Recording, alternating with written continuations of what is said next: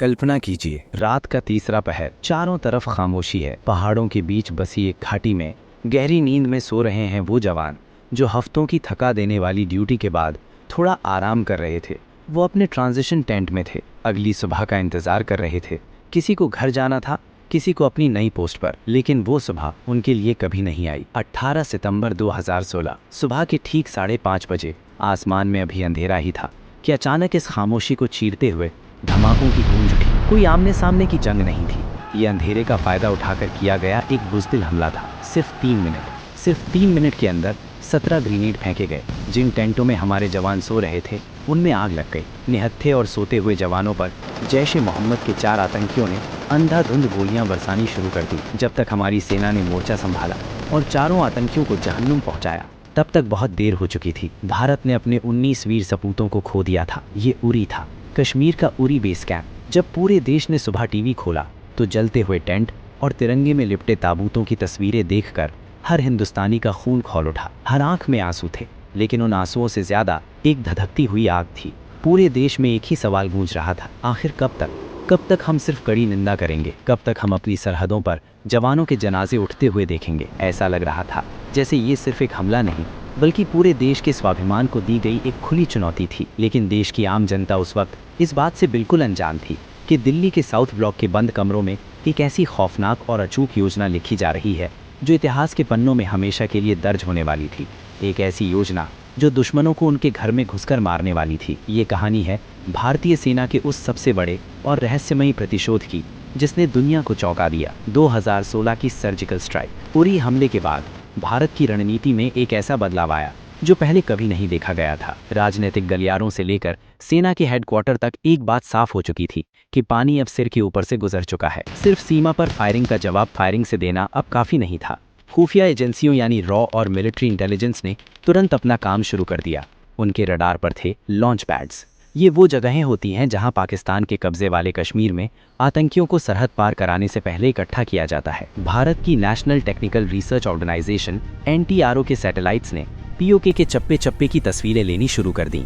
दिन रात एक करके खुफिया अधिकारियों ने आतंकियों की सटीक लोकेशन, उनकी संख्या और उनके हथियारों की जानकारी जुटाई। पता चला कि नियंत्रण रेखा के पार भिंबर, केल, लीपा और हॉट स्प्रिंग सेक्टर्स में कई लॉन्च पैड्स पूरी तरह से सक्रिय हैं और सैकड़ों आतंकी भारत में घुसपैठ करने की फिराक में बैठे हैं। अब बारी थी उस टीम को चुनने की जो मौत की आंखों में आंखें डालकर वापस लौट सके। इस नामुमकिन से लगने वाले मिशन के लिए चुना गया भारतीय सेना की सबसे घातक और खूंखार टुकड़ी को। पैरा स्पेशल फोर्सेस 4 पैरा और 9 पैरा SF के कमांडोज को इस ऑपरेशन की जिम्मेदारी दी गई। ये वो कमांडोज हैं जिन्हें इंसानी जज्बे और शारीरिक क्षमता की चरम सीमा तक परखा जाता है। इनका आदर्श वाक्य है शौर्यम दक्षम युद्धे, यानी युद्ध में सबसे वीर और सबसे दक्ष। जब इन कमांडोज को उनके मिशन के बारे में बताया गया तो किसी के चेहरे पर कोई खौफ नहीं था, बल्कि एक सुकून था। ये वो मौका था जिसका वो उरी हमले के बाद से बेसब्री से इंतजार कर रहे थे। उन्हें अपने शहीद भाइयों का बदला लेना था। योजना बहुत ही साफ और सटीक थी। इसे सर्जिकल स्ट्राइक का नाम दिया गया। सर्जिकल स्ट्राइक का मतलब होता है एक ऐसी सैन्य कार्रवाई जिसमें सिर्फ और सिर्फ दुश्मन के तय किए गए ठिकानों को ही तबाह किया जाए और आसपास के नागरिकों या इमारतों को कोई नुकसान ना पहुंचे। एक सर्जन की तरह जो शरीर से सिर्फ बीमारी को काटकर निकाल देता है। लेकिन ये सब इतना आसान नहीं था। LOC पार करने का मतलब था दुश्मन के इलाके में बिना किसी बैकअप के जाना। वहां पाकिस्तानी सेना की चौकियां थीं, बिछाई गई बारूदी सुरंगें थीं और हर तरफ मौत का पहरा था। अगर एक भी कमांडो पकड़ा जाता तो ये भारत के लिए एक बहुत बड़ा अंतर्राष्ट्रीय संकट बन सकता था। इसीलिए इस ऑपरेशन को पूरी तरह से टॉप सीक्रेट रखा गया। यहाँ तक कि कई बड़े मंत्रियों और सैन्य अधिकारियों को भी इसकी भनक नहीं थी। तारीख तय हुई 28 और 29 सितंबर 2016 की दरमियानी रात। ये कोई आम रात नहीं थी। सेना ने जानबूझकर अमावस्या के करीब की रात चुनी थी। आसमान में चांद नहीं था और चारों तरफ घुप अंधेरा था। इसी अंधेरे को अपना सबसे बड़ा हथियार बनाते हुए हमारे पैरा कमांडोज ने अपनी rifles, night vision goggles, grenade और रॉकेट लॉन्चर्स के साथ LOC की तरफ कदम बढ़ाए। कुछ टुकड़ियों को हेलीकॉप्टर के जरिए LOC के करीब ड्रॉप किया गया, लेकिन बॉर्डर पार करने का काम पूरी तरह से पैदल, रेंगते हुए और बिना कोई आवाज किए किया गया। जरा उस पल की कल्पना कीजिए। रात के 2 बज रहे हैं, चारों तरफ सन्नाटा है। आप दुश्मन के इलाके में 2 से 3 किलोमीटर अंदर घुस चुके हैं। आपके हर कदम के नीचे एक बारूदी सुरंग हो सकती है। थोड़ी सी भी आहट हुई तो सामने मौजूद पाकिस्तानी रेंजर्स की मशीन गनें गोलियों की बारिश कर देंगी। लेकिन हमारे कमांडोज के कदम नहीं डगमगाए। वो छलावे की तरह आगे बढ़ रहे थे। जंगलों और ऊबड़-खाबड़ रास्तों को पार करते हुए वो आखिरकार अपने निशानों यानी उन आतंकी लॉन्च पैड्स तक पहुंच गए। कमांडोज ने अपनी पोजीशन ली। उनके हथियारों पर लगे लेजर पॉइंटर्स आतंकियों के ठिकानों पर लॉक हो चुके थे।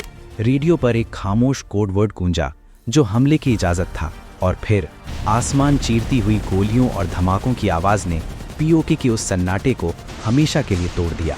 हमला इतना अचानक, इतना तेज और इतना घातक था कि आतंकियों और उनके पाकिस्तानी आकाओं को संभलने का 1 सेकंड भी नहीं मिला। 84 mm के कार्ल गुस्ताफ रॉकेट लॉन्चर्स ने आतंकियों के कैंपों के परखच्चे उड़ा दिए।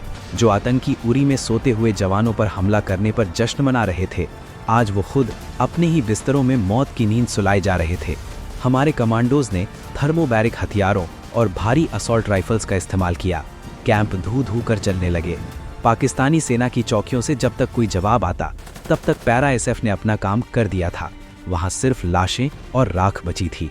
कई खुफिया रिपोर्टों के मुताबिक इस ऑपरेशन में 40 से 70 के बीच खूंखार आतंकी और उनके मददगार मारे गए। अलग अलग सेक्टर्स में 7 लॉन्च पैड्स को पूरी तरह से नेस्त नाबूद कर दिया गया, लेकिन मिशन अभी पूरा नहीं हुआ था। सबसे मुश्किल हिस्सा था वापस लौटना। दुश्मन अब पूरी तरह जाग चुका था। पाकिस्तानी सेना की तरफ से अंधाधुंध क्रॉस बॉर्डर फायरिंग शुरू हो गई थी। हमारे कमांडोज को सूरज उगने से पहले वापस अपनी सीमा में आना था, क्योंकि दिन के उजाले में वो आसानी से दुश्मन का निशाना बन सकते थे। गोलियों की बौछार के बीच पहाड़ियों से नीचे उतरते हुए बिना किसी साथी को पीछे छोड़े हमारे शूरवीरों ने वापसी का सफर शुरू किया।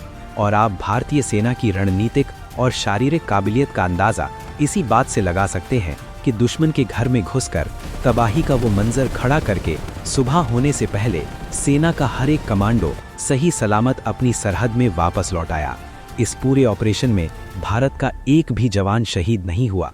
0 कैजुअलिटी। ये मिलिट्री इतिहास के सबसे सटीक, साहसिक और सफल ऑपरेशंस में से एक बन गया। 29 सितंबर 2016 की सुबह भारत के तत्कालीन DGMO lieutenant general Ranbir Singh ने अचानक एक प्रेस कॉन्फ्रेंस बुलाई, जब उन्होंने दुनिया के सामने बेहद शांत लहजे में ये ऐलान किया कि भारतीय सेना ने बीती रात नियंत्रण रेखा पार करके सर्जिकल स्ट्राइक की है और आतंकियों के अड्डों को तबाह कर दिया है, तो पूरा देश खुशी और गर्व से झूम उठा। ये सिर्फ एक सैन्य घोषणा नहीं थी, ये नए भारत की एक दहाड़ थी। ये एक ऐसा पल था जिसने भारत की रक्षा नीति का इतिहास हमेशा के लिए बदल कर रख दिया। दशकों से भारत जिस संयम की नीति का पालन कर रहा था, आज उसने वो लक्ष्मण रेखा पार कर दी थी। पाकिस्तान सदमे में था। उन्हें समझ नहीं आ रहा था कि वो क्या जवाब दें।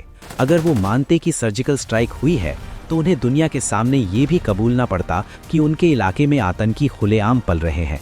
इसलिए उन्होंने दुनिया के सामने अपनी झेम मिटाने के लिए इसे सिर्फ एक क्रॉस बॉर्डर फायरिंग बताने की कोशिश की, लेकिन सच को दुनिया जान चुकी थी। दुनिया को ये संदेश जा चुका था कि अब भारत वो देश नहीं रहा जो सिर्फ अपनी जमीन पर बैठकर वार सहेगा।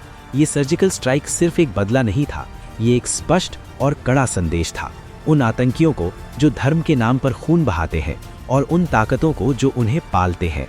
संदेश ये था कि अगर तुम भारत की शांति को कमजोरी समझने की भूल करोगे, तो हम तुम्हें तुम्हारे घर में घुसकर मारेंगे और तुम्हें पता भी नहीं चलेगा।